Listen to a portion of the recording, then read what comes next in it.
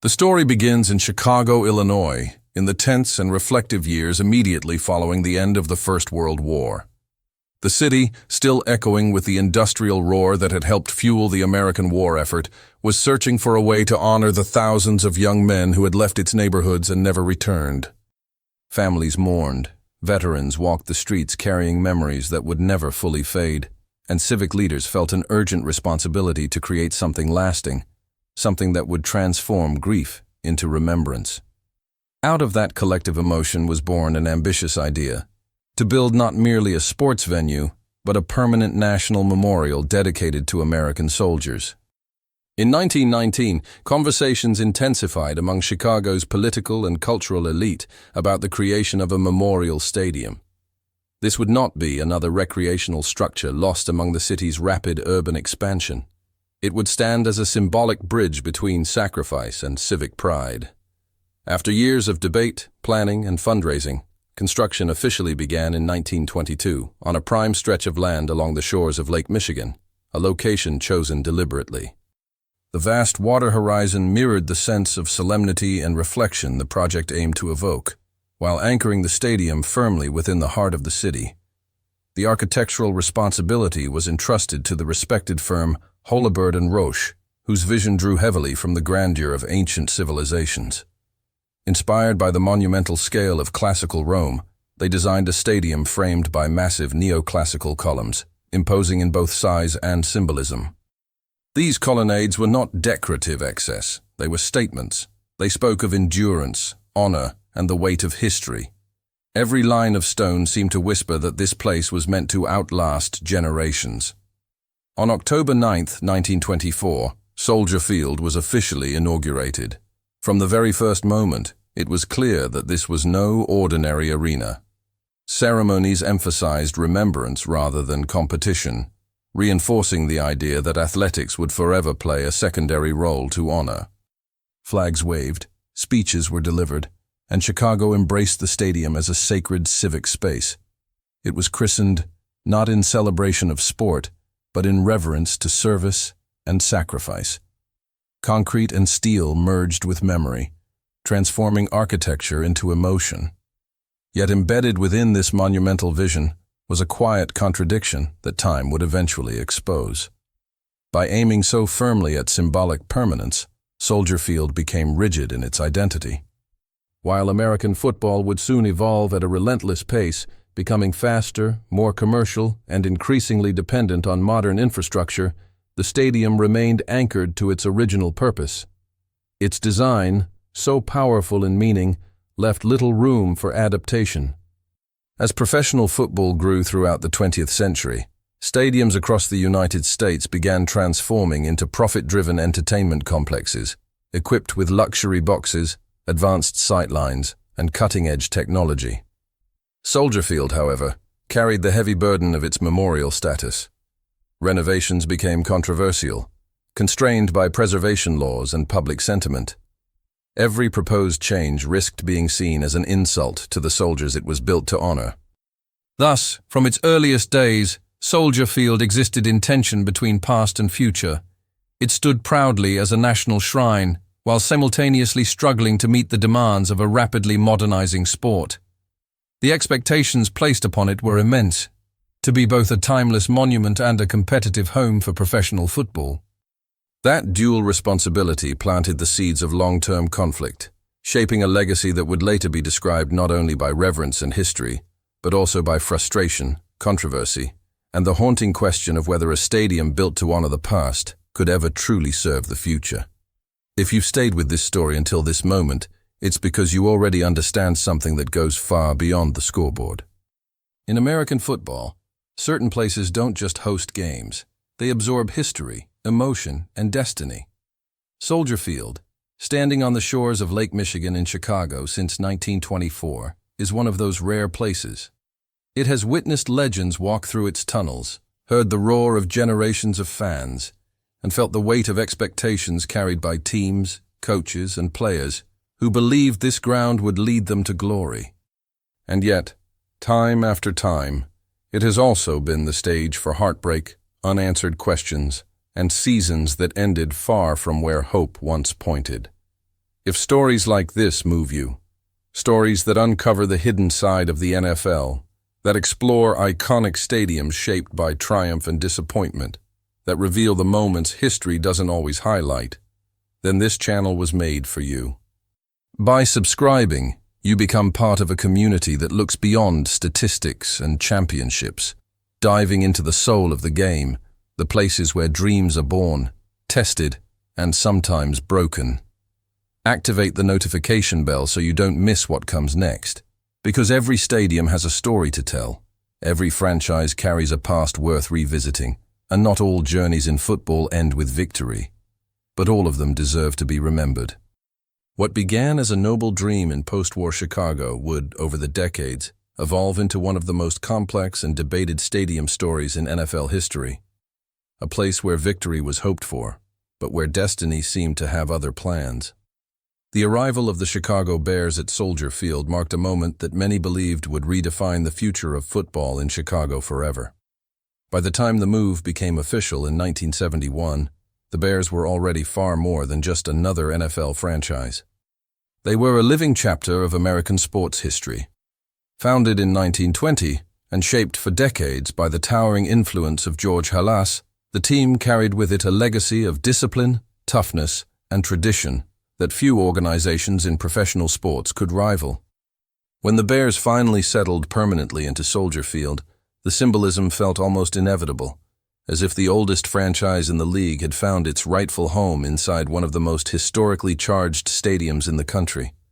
Chicago itself was changing in the early 1970s. The city had endured economic shifts, social unrest, and the fading glow of its post-war industrial dominance. Sports, especially football, became a powerful unifying force. The move to Soldier Field was not merely logistical, it was emotional. Fans believed that the imposing neoclassical columns overlooking Lake Michigan would become silent guardians of victory, turning the stadium into an unbreakable fortress. The promise was simple and seductive. No opponent would feel comfortable walking into this place, surrounded by history, cold winds, and a fan base known for its fierce loyalty. The early years of the Bears at Soldier Field were about building identity. The team leaned into a physical, intimidating style of play that mirrored the harsh Midwestern climate. Figures like Butkus embodied this philosophy perfectly. Playing linebacker with relentless aggression, Butkus became a symbol of fear across the league, a man whose presence alone seemed to shift the emotional balance of a game. Alongside him, the Bears cultivated a reputation that echoed through the concrete corridors of Soldier Field. This was not a place for finesse, but for survival. As the years passed, new legends emerged. Walter Payton, known affectionately as Sweetness, arrived as a force of nature. His running style was both graceful and brutal, combining elegance with an unyielding refusal to be tackled. Every time Payton touched the ball, the crowd at Soldier Field rose in anticipation, sensing that something extraordinary might unfold. He became the heart of the franchise, a player whose work ethic and humility resonated deeply with the city of Chicago. Payton did not just play football, he carried the spirit of the Bears on his shoulders. Mike Ditka, first as a player and later as a coach, added another layer to the Bears' evolving mythology. As a tight end, he brought intensity and leadership. As a head coach, he transformed that intensity into a disciplined, almost militaristic culture. By the early 1980s, Ditka had assembled a roster that would soon become legendary, blending raw physical power with tactical brilliance. Soldier Field by then felt alive in a new way, vibrating with the belief that something historic was approaching. That belief reached its peak during the unforgettable 1985 season. The Chicago Bears dominated the NFL with a ferocity rarely seen before or since. At the core of this dominance was the defense known as the Monsters of the Midway, a unit that overwhelmed opponents physically and psychologically. Led by players like Mike Singletary, the defense turned games into statements of superiority. Every hit echoed like a declaration that the Bears were not merely competing, they were imposing their will on the entire league. Under Mike Ditka's leadership, The Bears marched relentlessly toward the Super Bowl. Chicago was electrified. Bars, living rooms, and streets buzzed with anticipation. The city felt united by a singular expectation. This was destiny.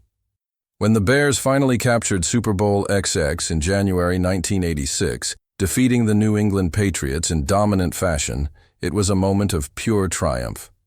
The franchise had reached the summit of professional football, validating decades of tradition, sacrifice, and belief. Yet beneath the celebration lay a curious and unsettling detail. The championship itself was not won at Soldier Field. The defining victory, the crowning achievement of the Bears' modern era, took place far from the neoclassical columns and the icy winds of Lake Michigan. While Soldier Field had hosted battles, endured heartbreaks, and witnessed the rise of legends, it had not been the stage for the franchise's greatest triumph. This absence, subtle at first, began to take on symbolic weight. Slowly, almost imperceptibly, a narrative started to form. Soldier Field was rich in history, heavy with meaning, and overflowing with expectation, but it seemed strangely disconnected from the Bears' ultimate moments of glory. The stadium stood as a monument to the past, while the most decisive victories unfolded elsewhere. For some fans, this was coincidence. For others, it felt like the continuation of an unspoken pattern. Soldier Field carried honor, memory, and identity, but it did not easily become the place where destiny was fulfilled. As the years moved on, this quiet contradiction would only grow louder. The promise of eternal dominance that accompanied the Bears' arrival in 1971 remained emotionally powerful, yet increasingly elusive. Soldier Field had become a symbol of who the Bears were, but not always of what they achieved. And in that tension between legacy and accomplishment, the stadium's story grew more complex, feeding the sense that greatness hovered constantly in the air, but never fully settled within its walls. At the dawn of the new millennium, Soldier Field found itself standing at a crossroads between reverence for the past and the unforgiving demands of the modern NFL. By the late 1990s and early 2000s, professional football had entered an era of rapid transformation. Across the United States, franchises were moving into state-of-the-art stadiums filled with luxury suites, expansive concourses, cutting-edge technology, and new revenue streams that reshaped the economics of the league. Compared to these new arenas, Soldier Field, steeped in memory and symbolism, was increasingly viewed as outdated, impractical, and financially limiting. The pressure to modernize was no longer subtle, it was relentless. In Chicago, city officials faced an agonizing decision. Soldier Field was not just a home for the Bears. It was a war memorial, a cultural landmark, and a piece of national history. Yet the NFL of the 21st century showed little patience for nostalgia. After years of debate, resistance, and political maneuvering, the city approved a sweeping renovation plan that would fundamentally alter the stadium. Between 2002 and 2003, Soldier Field was, in practical terms, dismantled. The interior structure was stripped away, torn down, and rebuilt almost from scratch.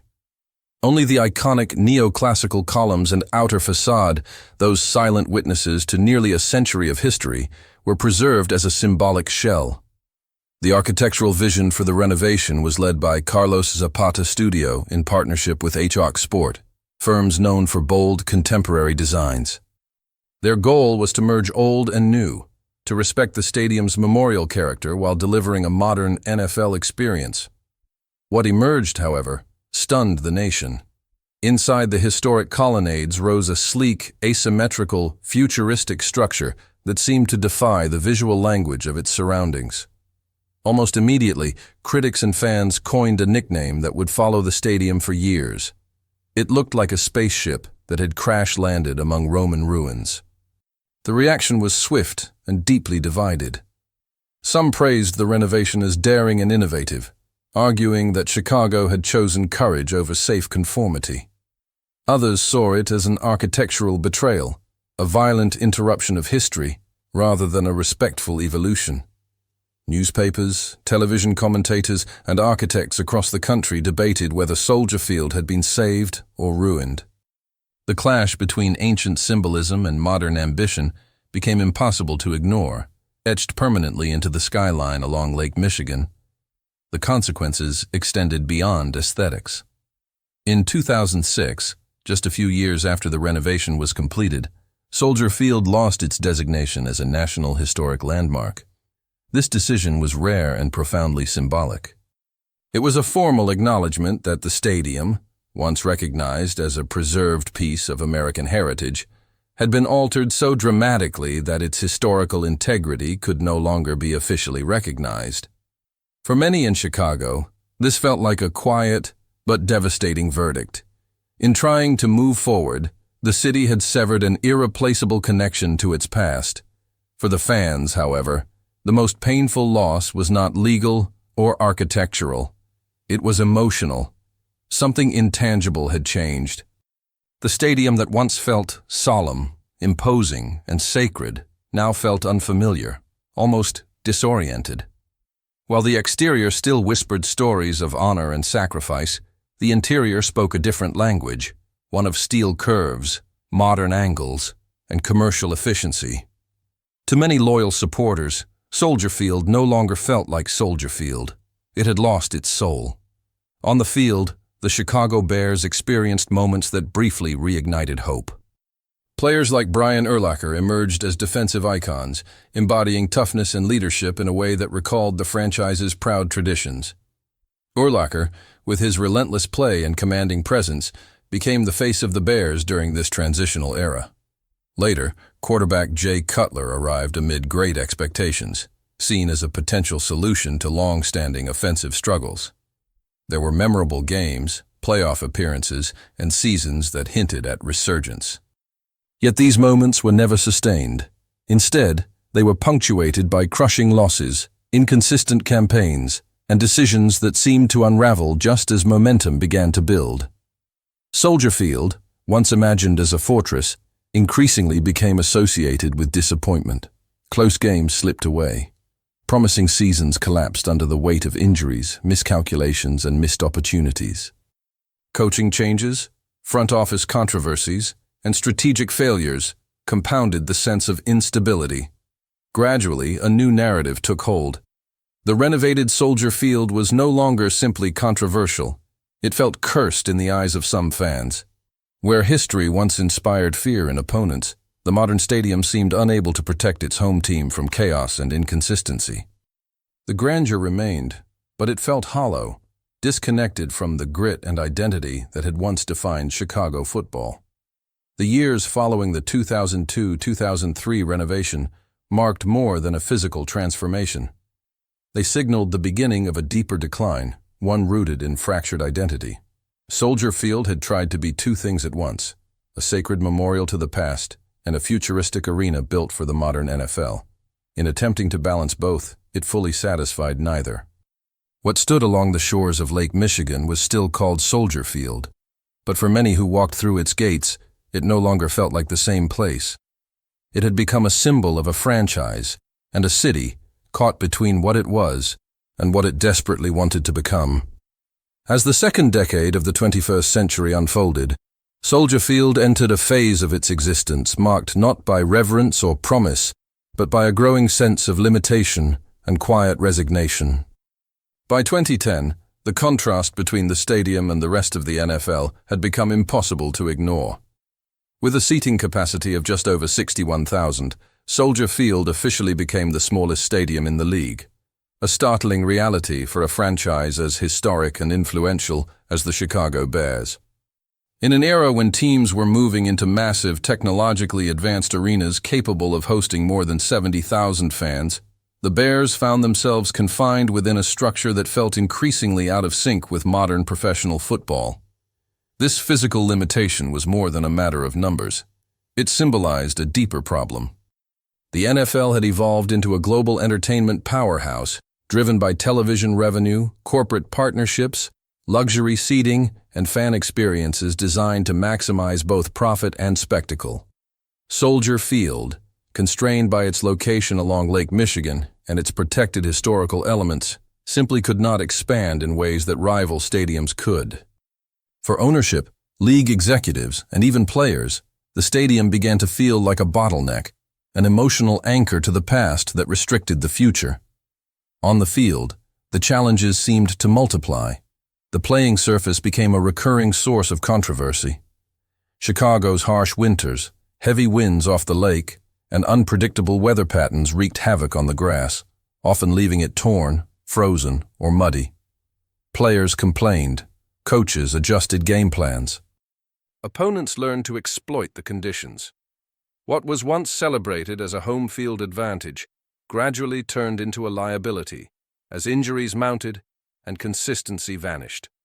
Soldier Field was no longer feared. It was pitied, or worse, strategically targeted. The emotional weight of the stadium deepened during critical moments. In playoff games, when legends are forged and franchises define themselves, Soldier Field too often became a stage for heartbreak. Decisive home losses, missed opportunities, and dramatic eliminations etched painful memories into the minds of fans. Each winter defeat seemed to reinforce the idea that something was fundamentally wrong, as if the stadium itself resisted becoming the site of redemption. The echoes of roaring crowds faded into long, silent walks down the concrete ramps, where disbelief lingered in the cold air. As seasons passed, commentators and supporters began to speak of Soldier Field in almost mythic terms. Conversations shifted from strategy and talent to symbolism and fate. Theories emerged, half joking at first, then spoken with increasing seriousness. Perhaps the stadium carried an invisible burden. Built as a memorial to fallen soldiers, radically altered against its original identity, stripped of its historic designation, and forced into a modern mold it could never fully accept, Soldier Field seemed condemned to exist in a state of permanent contradiction. Its glorious past hovered like a shadow over the present, creating expectations that reality could never satisfy. Even moments of promise failed to break the pattern. Teams with potential collapsed under pressure. Coaching changes brought hope, then disappointment. Draft picks sparked excitement, only to fade within the same unforgiving environment. Every loss at home felt heavier than it should have, as though the stadium magnified failure. Fans began to associate Soldier Field not with triumph, but with what might have been. The phrase invisible curse entered the collective imagination, not as superstition alone, but as a metaphor for decades of unresolved tension between legacy and progress. By the late 2010s and early 2020s, these frustrations evolved into serious conversations about the future of the franchise itself. Ownership openly acknowledged the financial and structural disadvantages of remaining at Soldier Field. Studies were commissioned, proposals were drafted. The unthinkable was spoken aloud. The Chicago Bears might leave their historic home. Arlington Heights, a suburban location with room for a sprawling modern stadium complex, emerged as the leading candidate. The idea of a new arena promised freedom, space, revenue, innovation, but it also threatened to sever one of the deepest emotional bonds in American sports. For many fans, the debate felt like the closing of a long and complicated chapter. Soldier Field had begun with honor, conceived as a sacred space dedicated to sacrifice and memory. It had known moments of glory, carried by legendary players and unforgettable seasons. Yet it had also endured transformation, controversy, and an era defined by unfulfilled potential. The stadium that once symbolized permanence now seemed fragile, its future uncertain. As discussions continue and decisions loom, Soldier Field stands quietly along the shores of Lake Michigan, much as it always has. Its columns still rise against the skyline, and its name still carries weight. But beneath the stone and steel lies a story marked by contradiction, a place that promised dominance, but delivered frustration, that honored the past, yet struggled to embrace the future. Whether the Bears ultimately stay or go, the legacy of Soldier Field remains fixed in NFL history, not merely as a stadium, but as a symbol of how even the most revered monuments can become prisoners of their own meaning. If you've stayed with this story until now, it's because you understand something that goes far beyond wins, losses, and final scores. In American football, certain places seem to carry more than just teams and fans inside their walls. They carry memories, expectations, and sometimes even destinies. Soldier Field, standing on the shores of Lake Michigan in Chicago since its inauguration in October 1924, is one of those rare places. It has witnessed generations come and go, from the early days of the city honoring its war heroes to the rise of legendary figures like George Halas, Walter Payton, Mike Ditka, and so many others who helped shape the identity of the Chicago Bears and the NFL itself. Every inch of that stadium has absorbed the roar of the crowd, the heartbreak of playoff defeats, the brief moments of glory, and the long stretches of frustration that followed. And that's exactly why stories like this matter. Because behind every famous stadium, every iconic franchise, and every unforgettable season, there are hidden layers that most people never stop to explore. Decisions made behind closed doors, renovations that changed history, moments that could have altered the future forever, and silent patterns that only become visible when we look at the past as a whole. Soldier Field is not just concrete, steel, and grass. It is a living chapter of American sports history, marked by hope, pride, controversy, and resilience. If you want to keep uncovering these untold stories from the NFL, places built to dominate but remembered for their struggles, legendary teams shaped by unexpected failures, and the real narratives that exist beyond highlight reels and championship banners, then this is the place for you. Subscribe to the channel, turn on notifications, and become part of a community that looks deeper, asks harder questions, and refuses to accept the surface-level version of history. Here, every stadium has a story worth telling, and not all of them end in victory. Until the next video,